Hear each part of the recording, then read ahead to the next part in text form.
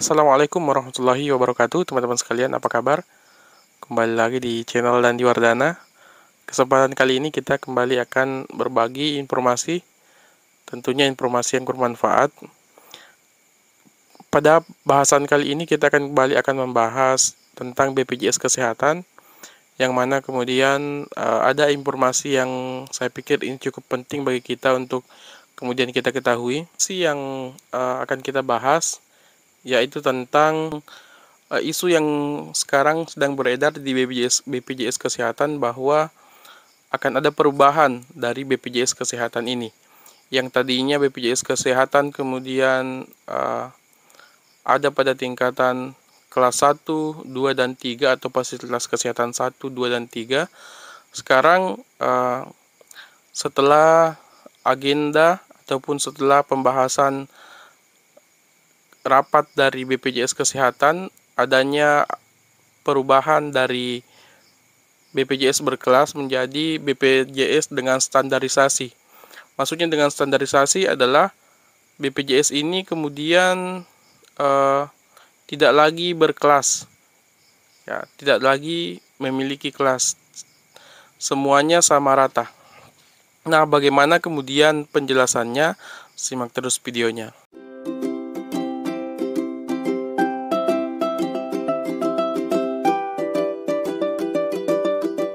Jadi pemerintah merencanakan akan kemudian melakukan pemberlakuan rawat inap BPJS Kesehatan kelas standar pada 18 rumah sakit secara vertikal. Nah, kemudian adanya standarisasi di rumah sakit ini, itu kemudian nantinya masyarakat akan membayar iuran BPJS-nya disesuaikan dengan besaran gaji. Nah, kemudian menurut anggota Dewan Jaminan Sosial Nasional, Asy Eka Putri menjelaskan kepada kita bahwa diterapkannya BPJS Kesehatan kelas standar ini maka akan menghapus kelas 1, 2, dan 3, dan kemudian besaran iurannya pun akan ikut menyesuaikan. Kalau menurut Asy Eka Putri, besaran iuran nantinya akan dibayar oleh peserta sesuai dengan besaran gaji dengan prinsip gotong royong tentunya. Jadi iurannya kemudian tidak akan lagi relevan apabila dikaitkan dengan kelas 1, kelas 2, dan kelas 3. Karena ketika nanti standarisasi rawat inap ini kemudian diberlakukan secara menyeluruh di seluruh Indonesia, maka kemudian iurannya tidak lagi disesuaikan dengan kelas 1, 2, dan 3 karena kelas 1, 2, dan 3 itu sudah tidak diberlakukan lagi. Nah, yang lebih penting lagi yang harus kemudian teman-teman ketahui bahwa peserta BPJS Kesehatan yang berpendapatan lebih tinggi akan membayar iuran lebih besar dibanding mereka yang mendapatkan atau memiliki pendapatan yang lebih rendah. Sebenarnya keuntungan bagi yang memiliki pendapatan yang lebih rendah. Karena mengapa? Karena akan disubsidi oleh mereka yang memiliki pendapatan yang tinggi karena disesuaikan dengan besaran gaji. Jadi bisa juga kita sampaikan bahwa formula besaran iuran untuk BPJS Kesehatan ini atau untuk BPJS Kesehatan kelas standar ini menurut Asy itu mengikuti formulasi iuran yang dijamin oleh BPJS Ketenagakerjaan. Jadi ada rentang iuran antara besaran upah antara sekian juta sampai dengan sekian juta. Itu adalah salah satu yang sedang diformulasikan oleh BPJS Kesehatan. Kemudian dari formulasi itu akan kemudian ada beberapa formula lainnya ataupun ada beberapa keputusan lainnya tentang iuran dari BPJS Kesehatan ini. Dan tentunya akan tetap menjaga prinsip keadilan, prinsip ekuitas, dan prinsip asuransi sosial yang kemudian diterapkan pada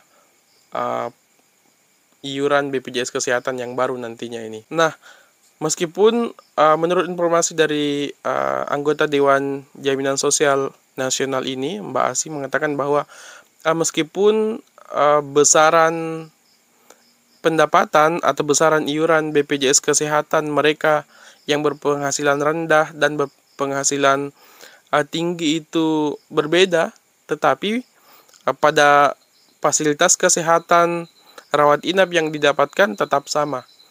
Nah, jadi prinsip keadilannya di situ. Ya, prinsip keadilannya berada pada fasilitas rawat inap yang kemudian digunakan sama, tidak ada yang membedakan. Nah, teman-teman sekalian, yang membedakan hanya